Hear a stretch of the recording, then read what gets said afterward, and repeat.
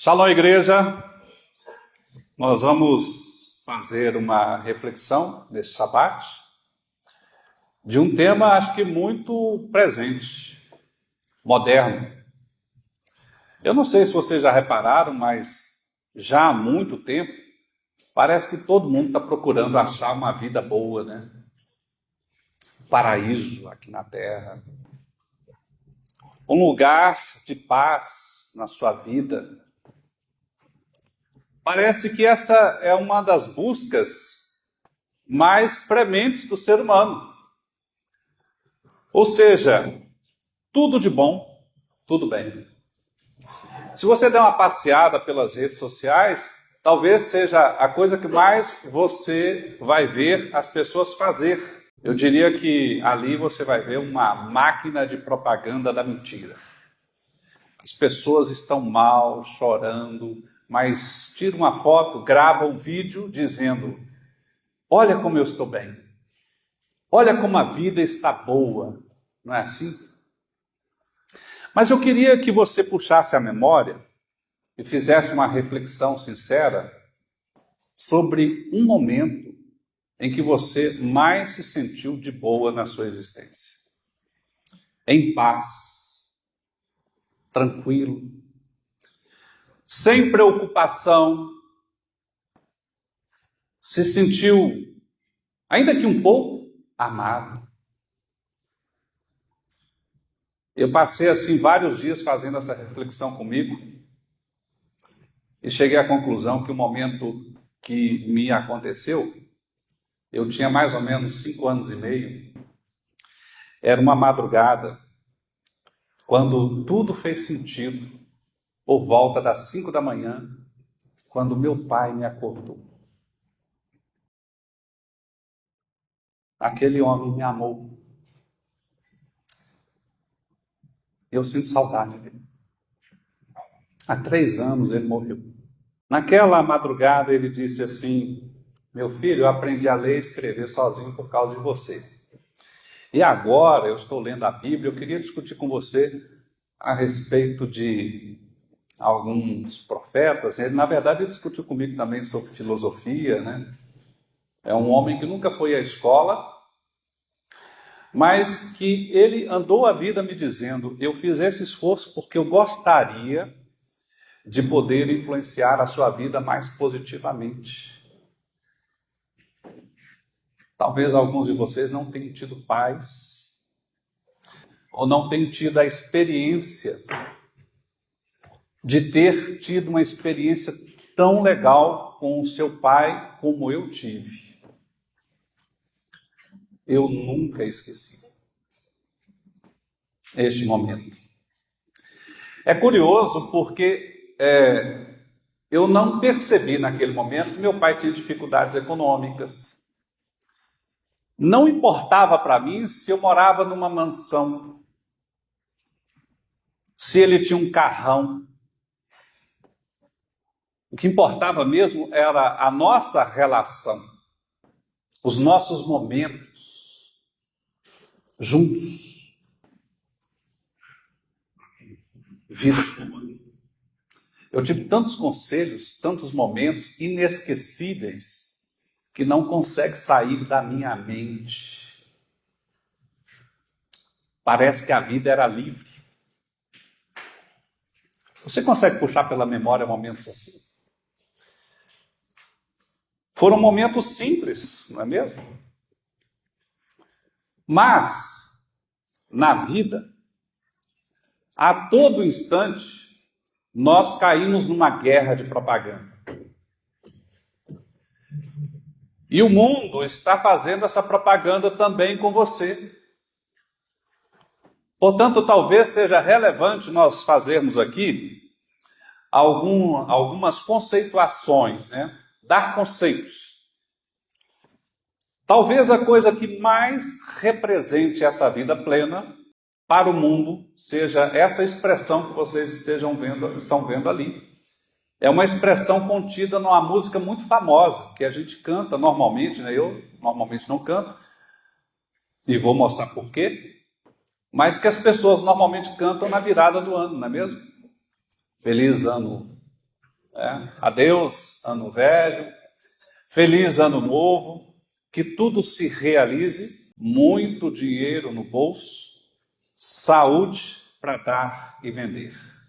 Parece uma coisa boba, não parece?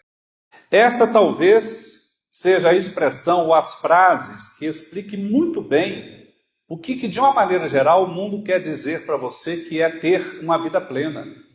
Porque é comum para nós, numa virada de ano, dizer assim, olha, eu torço para que a sua vida seja melhor, seja plena ano que vem. Acontece que a expressão muito dinheiro no bolso era uma expressão dita numa oração feita em Roma para o deus Janus, que era o deus da mitologia, das portas, dos começos, dos fins, normalmente o deus associado ao dinheiro em Roma. A esse deus se faziam sacrifícios e se dizia a ele, eu quero todo o poder que o dinheiro pode me dar e desejo aos que estão aqui todo o dinheiro que me pode dar para que nós possamos viver, beber, comer e exceder tudo o que eu quiser fazer, uma vez que morrerei, não viverei. É por isso que a gente diz até hoje, muito dinheiro no bolso eu desejo para você. A segunda frase, ela era dita no panteão dos deuses gregos, e basicamente estava a dizer, aquele que assim desejava, tenha saúde em excesso, para que você possa ter muito sexo na vida, com quantas pessoas você quiser, beber o quanto você quiser, ultrapassar todos os limites, porque para isso tem que ter saúde. É isso que significa essas frases. Mas se você parar para pensar, não é razoavelmente isso que o mundo nos diz que nós precisamos buscar ter para ter uma vida plena? Olha, faça tudo que lhe der vontade, exagere, ultrapasse, porque uma vez que você morreu, morreu. Mas será que é isso que Deus diz que é uma vida plena? Eu gostaria de fazer para vocês 10 menções, tem mais do que 10, mas as 10 mais, talvez, recitadas, do que são princípios de vida plena, de acordo com a Bíblia. Coisas que você, se você fizer, como consequência, você terá uma vida plena, vida boa. Você vai sentir-se uma pessoa amada, vai fazer com que as pessoas ao seu redor sintam-se amadas. Você tenderá a ter mais saúde, você tenderá a ser uma pessoa mais longeva, vida plena. Em primeiro lugar, você precisa ter fé em Deus. Uma pessoa que tem fé tem esperança. E pessoas sem esperança já desistiram de viver. Pessoas que têm fé buscam amar, ou seja, dar-se. Logo, uma pessoa que tem fé em Deus busca viver a plenitude. Um segundo aspecto tem a ver com o amor. Amor, basicamente, é dar-se para o outro, doar-se para o outro, portanto, amor ao próximo, que é justamente o que Deus faz conosco. Deus nos dá, cuida de nós, zela por nós, a semelhança do que você devia fazer pelo próximo.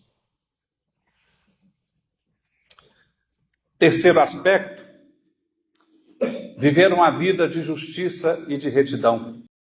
Retidão desde o começo. Vida reta, justa. O seu sim deve ser sim, o seu não deve ser não, de maneira que as pessoas possam olhar para você e dizer, ali vai uma pessoa confiável.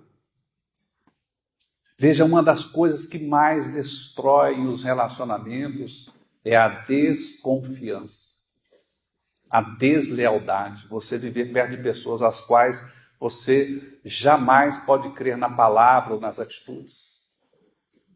Destrói a vida plena. Quarto aspecto, uma vida de paz e de contentamento. Não uma vida de guerra, não uma vida de conflito ou de brigas. Mas sabe uma coisa que é boa mesmo? É você poder chegar em casa, colocar o seu travesseiro no lugar, deitar, recostar a sua cabeça e dormir o sono do justo. Em paz. Alegria, contentamento, você está contente.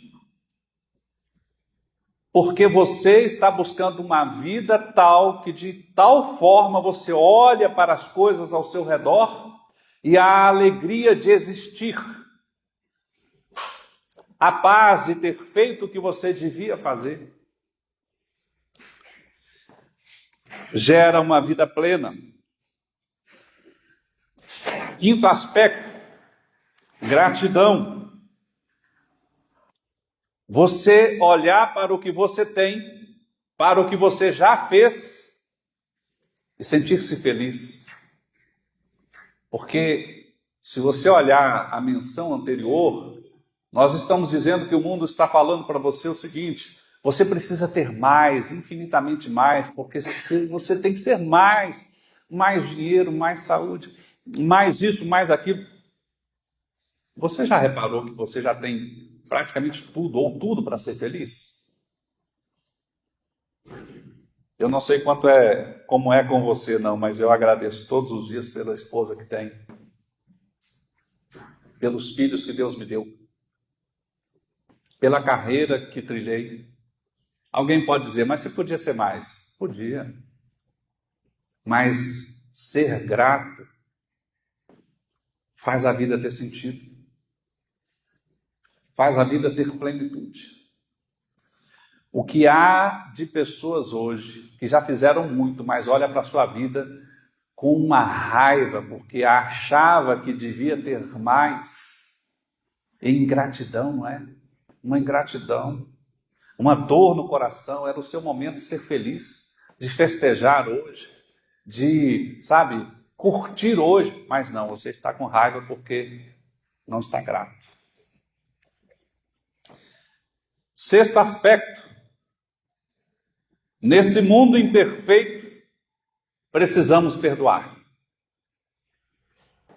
Porque se você não perdoar, você vai passar uma vida de amargor. Amargura. É aquela pessoa que não consegue conviver porque a menor imperfeição do outro, eu não consigo mais lidar com essa circunstância. E nós precisamos perdoar. Nós precisamos nos libertar do ódio e do ressentimento. Precisamos aprender a conversar. Eu não sou perfeito. Você não é perfeito. Nós precisamos aprender a conviver, a conversar entre nós. Sétimo aspecto que a Bíblia nos mostra é que é preciso que tenha misericórdia.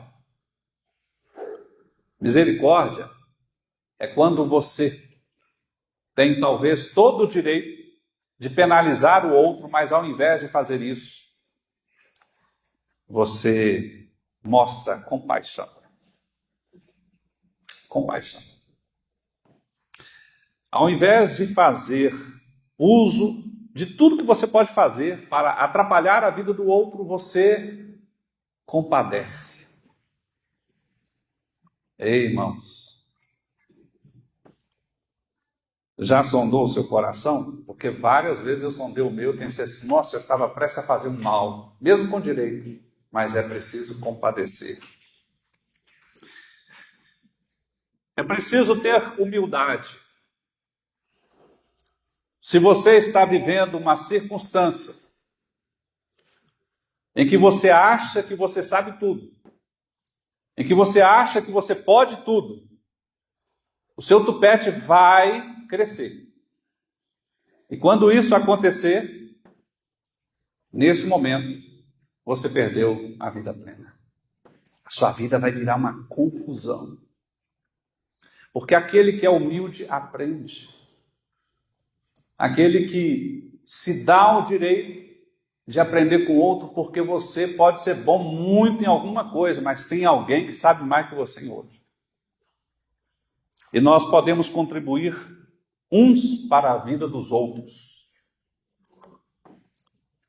Nono aspecto, sirva o seu irmão. Sirva.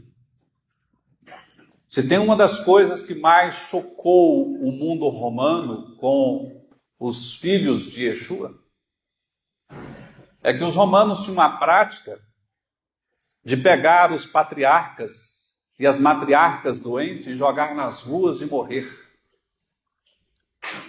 E os filhos de Deus iam lá nas ruas de morrer e cuidavam daquelas pessoas. Zelavam por elas. Nós precisamos imitar a Deus e fazer diferença nesse mundo. E por fim, alegria. Não tristeza. A Bíblia diz que o povo de Deus é o povo mais feliz da face da terra. Como está andando a sua alegria, a sua prática de alegria? Não falsa, mas verdadeira. Veja que nessa introdução eu fiz uma comparação conceitual do que é que o mundo prega e do que é que a Bíblia prega, do que é ter uma vida plena. São conceitos muito diferentes, não é mesmo? E talvez esse seja o caso de nós fazermos aqui uma viagem na história bíblica para fazermos uma comparação muito pertinente, uma comparação que talvez faça muito sentido para você. Nós temos aqui o princípio da dualidade. Sempre tem duas coisas, né? Ou seja, nós estamos falando do santo e do iníquo, do santo e do comum. Santo, em hebraico, quer dizer separado. E o contrário de santo é o comum, aquele que tem uma vida iníqua. Vida iníqua é uma vida sem lei, desregrada. Quem somos nós? Quem está sendo você? Que escolha estamos fazendo? Que escolha você faz a cada instante? E talvez essa seja a grande questão, porque a vida que vale a pena é a vida vivida. Nós somos desafiados, é agora. Daqui a pouquinho também. Nós somos desafiados enquanto você vive, nas escolhas que você faz, nos passos que você dá. Em cada momento, você tem que fazer escolhas. Isso nos leva a lembrar de algumas histórias que é o tema da nossa conversa hoje. Nós vamos falar aqui para vocês, nessa reflexão, a respeito do que eu chamei de o eu pródigo do Éden. Como vocês podem ver, eu estou fazendo aqui uma análise de duas histórias, né? O filho pródigo e o jardim do Éden. Parecem coisas diferentes? Porque, assim, eu não sei como é para você, mas eu lendo as histórias, me parece que é a mesma história com ângulos diferentes, mas a mesma coisa. Eu vou tentar demonstrar aqui para você que essas histórias têm muita similaridade. E tem aqui algo muito importante a nos ensinar em 3 passos. Bem rápidos, mas muito ilustrativos. Para que você possa levar como meditação na sua caminhada. Primeiro, os conceitos. O que é pródigo? Pródigo em hebraico vem de parua, que quer dizer uma pessoa excessivamente generosa, gastadora, extravagante. Não sei se você percebeu, mas gastar mais do que você tem é um pecado, irmão. Não é? É o pecado do filho pródigo. Viver além das suas posses para ficar mostrando para os outros aquilo que você não é de verdade, é um pecado. É o pecado do filho pródigo. É um parua. É um desperdiçador. É aquele tipo de gente que não controla os seus gastos. Vive uma vida desregrada economicamente. Na segunda história, nós temos o Jardim do Éden, que em hebraico é o Gan Eden, também chamado de paraíso. É o lugar que eu gostaria de estar. Espero que você também gostasse disso, né? É o lugar onde eu tenho a esperança de um dia estar de novo com meu herói. E, gente, eu não sei como é para você, se você já perdeu essa pessoa que importa, mas eu queria rever meu pai. Eu gostaria muito de ouvir dele as expressões que ouvi desde a minha infância. Este lugar é chamado de Jardim de Deus. A história do filho pródigo é contada em Lucas 15, de 11 a 32, você pode ler mais profundamente lá. Mas basicamente é a seguinte história. Um pai trabalhou muito, construiu lá, digamos, uma fazenda, onde tinha tudo. Ele tinha 2 filhos. E ele queria muito bem esses filhos.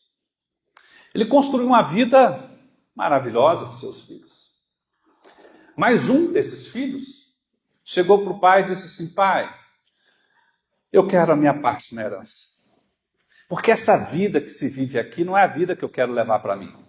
Eu quero viver uma outra vida, uma outra circunstância. Eu preciso então do dinheiro que é meu e eu vou. Gente, o pai sabia que ia dar errado. Mas o pai fez o quê? Pegou a parte da herança e deu para ele. E ele foi pródigo, gastou excessivamente, fez uma série de besteiras, perdeu tudo, começou a sofrer e ficou pensando: puxa, lá na casa do meu pai é que era bom. Era assim, lá é que era legal. Lá tinha fartura, lá tinha regras, lá havia harmonia, lá havia amor. Puxa, lá na casa do meu pai, o empregado mais simples do meu pai tinha uma vida melhor do que essa que eu estou levando. Essa vida aqui, olha, da dor, do pecado. Eu quero voltar para lá. Ele volta para lá pensando: como será que meu pai vai me tratar? E quando ele chegou, o pai o recebeu de braços abertos. Essa história, que frequentemente é interpretada como uma metáfora que explica o amor incondicional de Deus por nós, que explica o amor que Deus tem por mim e por você. Eu não posso falar de você, mas eu sei que quando eu olho para dentro de mim, eu sei a quantidade de imperfeições que tem, a quantidade de circunstâncias que eu acho que, se eu fosse Deus olhando para mim, eu não me salvava. Mas por que ele escolheu a mim? Eu não sei. Por que ele vai abrir os braços para me receber? Eu não sei. Não sei por que ele vai te receber. Mas o fato é que ele vai te receber. É assim, porque a Bíblia conta, inclusive, que esse filho pródigo tinha um irmão. E o irmão ficou chateado porque o pai recebeu aquele filho pródigo de braços abertos, mandou fazer uma festa para ele. Foi assim que aconteceu. Já a história do Jardim do Éden acontece no livro de Gênesis 2, 4, até o capítulo 3, 24. Olha que história bacana. Deus, o Pai, ele vem e faz o paraíso. Paraíso é o lugar que você certamente gostaria de estar. Tudo era perfeito, tudo funcionava, tudo era lindo, tudo era abundante. Não havia violência, não havia preocupação. Não havia boleto para pagar, gente. Olha que coisa boa. Pagar a fatura do cartão de crédito, não tinha isso. Tinha tudo e não precisava ter cartão de crédito. Mas aí, Adão e Eva resolveram fazer a única coisa que Deus disse para não fazer. E eles foram expulsos lá do Jardim do Éden. E começaram a sofrer as consequências do pecado. Dores, dificuldades. Mas Deus, em sua infinita misericórdia, faz um plano de resgate. Ele mandou Yeshua para vir aqui pagar o preço lá na cruz, para que os descendentes de Adão e Eva, nós pudéssemos um dia, quem sabe, como a Bíblia diz que será, voltar a estar com o papai, que a Bíblia chama de Abba, em Yiddish, Tate. Abba, paizinho. Aquele que você, se teve um bom pai, teve a oportunidade de chegar em casa se sentindo frágil, se sentindo sem conhecer da vida, e esse paizinho recebeu você, colocou no colo, te abraçou. É isso. Você voltar para lá. Eu não sei se vocês perceberam, mas é a mesma história. Em ângulos diferentes. Mas nós aqui na Terra vivemos uma outra dualidade. É a dualidade que nós estamos vivendo desde o começo de tudo, desde lá do Jardim do Éden. Porque Deus nos disse uma coisa, mas a cobra falou outra coisa.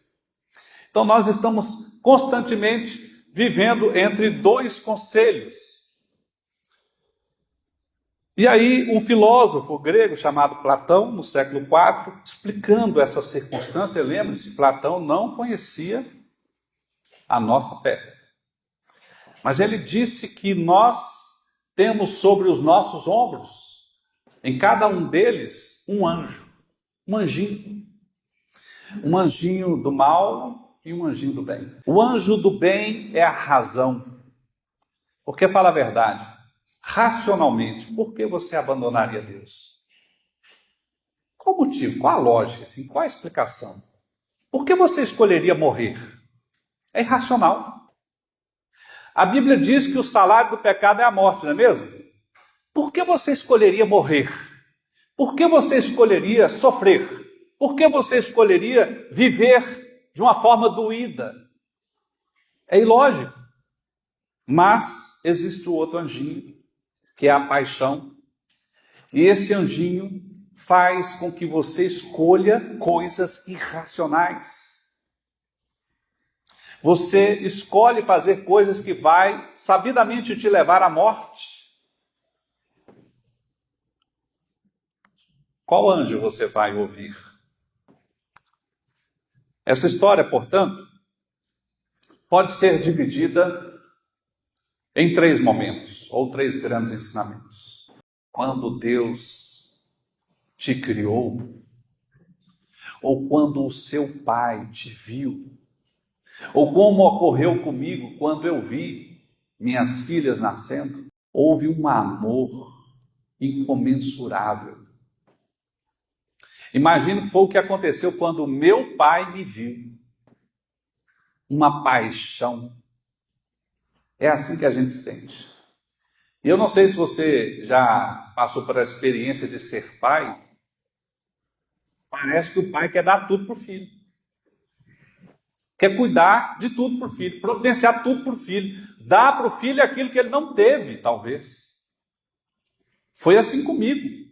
Eu vi isso acontecer com meu pai. De forma perfeita? Não. Faltou coisas? Certamente. Eu, por exemplo, sempre quis ter uma bicicleta na infância e meu pai não teve como me dar. Fazer o quê? Ele não tinha dinheiro, mas ele tentou, me deu um velocípede. Fazer o quê? Não é mesmo? Não foi perfeito, mas eu tive. É isso. E aí, Deus nos dá a liberdade. Deus poderia talvez ter construído uma cerca lá no Jardim do Éden. Ele poderia ter criado assim uma armadilha para que Adão e Eva não chegassem lá naquela árvore. Mas não. Ele te fez livre. Livre para escolher. Ele te deu tudo, te deu o Jardim do Éden, criou tudo, fez o melhor possível, mas livre. O problema todo é que nós caímos em tentação. Vem o anjinho do mal e começa a falar besteiras para você e a gente ouve. Fica imaginando, por exemplo, o que será que falaram para o filho pródigo, né? Rapaz, essa vida sua é monótona demais. Você nunca pensou assim, viver uma vida mais festiva assim, sabe? Passar a noite com uma cantoria, sei lá, alguma coisa nesse sentido. Ele tinha tudo, mas ele ouviu essa lorota. É assim que acontece conosco. Nós estamos por aí, as pessoas vão falando coisas para a gente. E a gente ouve. Por exemplo, a Bíblia diz que você deve honrar pai e mãe para que tudo te vá bem e se prolongue os teus dias sobre a face da terra. Porque há tantos que desonram seus pais. Por que será? Porque alguém diz assim, não, esse pessoal já está velho. O que será isso? E aí, ambos caíram em tentação. O filho pródigo, Adão e Eva.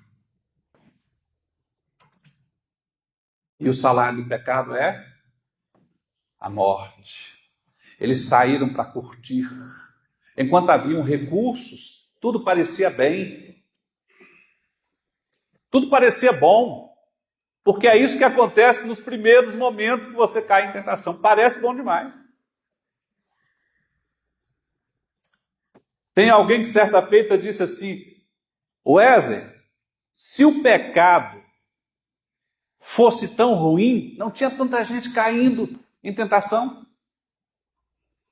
Aliás, tem uma frase famosa que diz que o pecado, há uma frase famosa que diz que tudo que é gostoso ou é pecado, ou engorda, não é mesmo? Ou é imoral, ou é ilegal. Mas é gostoso para danar, né? Então o pecado tem suas gostosuras iniciais, mas no final é caminho de morte. Isso aconteceu com Adão e Eva, mais claramente com o filho pródigo, porque quando o peso do pecado começa a te alcançar, que começa a doer, que começa a maltratar, aí você começa a se lembrar da casa de papai. Nossa, lá era bom, hein? Que cafezinho da manhã, hein? Nossa, lá não me traíam, lá era gostoso assim, era bom assado. É isso, porque Deus preparou o jardim do Éden para você. Aqui na terra não tem jeito de ser perfeito, mas é muito melhor. E aí, quando essas dores começam a te alcançar, você chega num limite. É um limite em que você tem que tomar uma decisão. Você vai escolher voltar para a casa de papai ou vai escolher morrer? Alguns escolhem voltar para casa. E aí ocorre a redenção. O pai do filho pródigo recebeu, o abraçou, o acariciou, mandou fazer uma festa. Que é o que eu acho que vai acontecer quando nós pudermos voltar em direção à casa do Deus do Eterno. Vai ter festa. Porque eu mereço? Porque você merece? Não. Mas porque nós voltamos para casa. Aquela casa que tem alegria, aquela casa que tem justiça, aquela casa que tem perdão, aquela casa que tem compaixão, aquela casa que tem paz e contentamento, aquela casa que foi feita para você. Partindo aqui para a nossa conclusão, Eu gostaria de fazer uma leve midrash de análise dessas duas histórias. O filho pródigo representa a humanidade, nós, eu e você. Nós também deixamos a casa do papai. Nós também recebemos tudo que tínhamos direito e de bom, mas saímos por aí a desperdiçar. Adão e Eva também tinham tudo que precisavam. Você também recebeu tudo que precisava. Mas de alguma forma, todos cederam à tentação.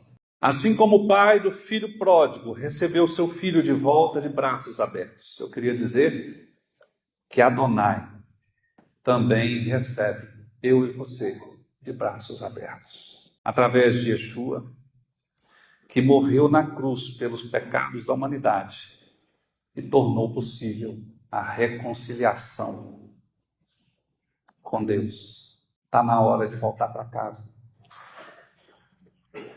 Totalmente. Você não acha? As duas histórias são semelhantes, porque em ambas existe o pecado e a queda. Em ambas existe arrependimento e em ambas existe o perdão, que todos nós precisamos ter. Conclusão. Adonai nos ama e sempre nos prepara o melhor e o além. Nós costumamos nos permitir sermos tentados e deixar o pecado nos dominar.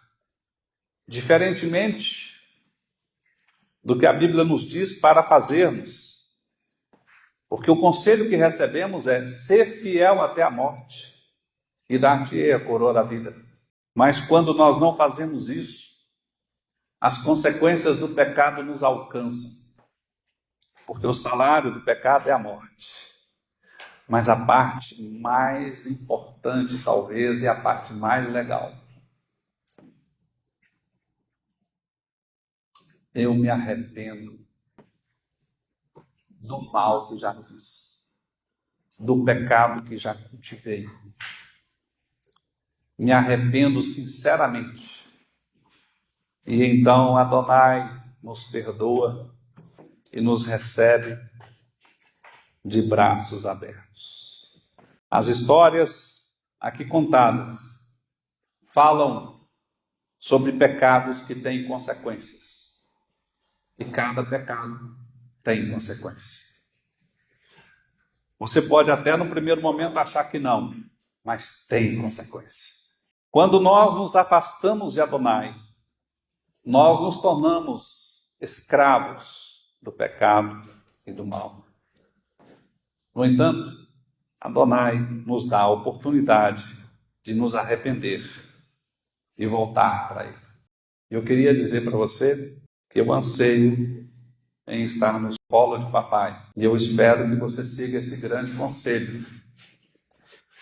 Volta para a casa do pai. Anseie por isso. Eu gostaria de ver Jesus voltar. Que o seu coração arda por esse desejo. Eu gostaria de vê-lo descer triunfante em Jerusalém. Que o seu coração arda por esse desejo. Eu gostaria de rever, Pai. E ouvir os conselhos dele. Talvez os mesmos que eu ouvi quando eu tinha 5 anos.